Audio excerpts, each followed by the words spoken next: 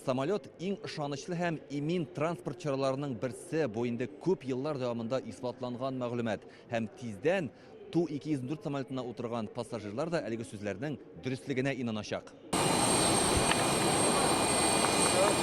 Hava alanında Tu-204 самолетін kullanışqa тапшыру турында килешү имзалана. Бу очкыч Казанның авиация заводында төзекләндерелгән. Судно үзе 2009 елда җитештерелгән. 2017 елга кадәр пассажирлар ташыган. Ту-204-нең яңадан очышка чыгуы федераль масса күләм мәгълүмат чараларында да зур кызыксыну уяткан. Мәскәүдән Казан аэропортына 30-дан артык журналист килә. Төп сорау яңартылган самолетның ышанычлымы, юкмы икәнлеге. Данное воздушное судно не уступает. Әлеге һава судносы чит ил самолетларыннан бер нәрсәсе белән дә калышмый. Ту-204 ул инде сыналган техника. Безнең авиакомпанияларны күптән куллана һәм яңадан кулланылышка керүләрен хуплыйбыз. Аларга өметләр зурдан. Успешную историю эксплуатации данных типов. Россиягә карата кертелгән санкциялар илдәге авиасәнәгатьне тиз арада үстерергә этәргеч ясый дип белгечләр. Иске самолетларны яңарту буенча дәүләт программасы гамәлдә.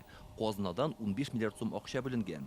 Ту-204 белән бергә аны 124, Ил-96, Ту-204 тә күккә күтәреләчәк. Самолет, как говорится, восстановлен. Аны яңарту буенча зур эшләр башкарылды. Барлык системалары, двигателе, идарәсе, иминлек ягыннан ныгытылды. Кыскасы, бу өр яңа самолет дияргә була. Очкычка яңа сулыш эргәннәр бүген яңартылган һава судносы белән журналистларны таныштырдылар. Восстанавливали самолет здесь, на Казанской земле. Бу самолетны башта Казанда җитештергәннәр, аннан соң яңартканнар. Рәхмәт сүзләрен җиткерәсем килә.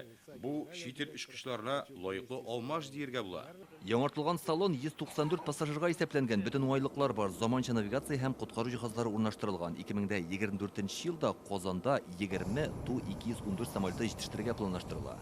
Илдар Сафиуллин, Данил Филатов, Яңа Гасыр каналы.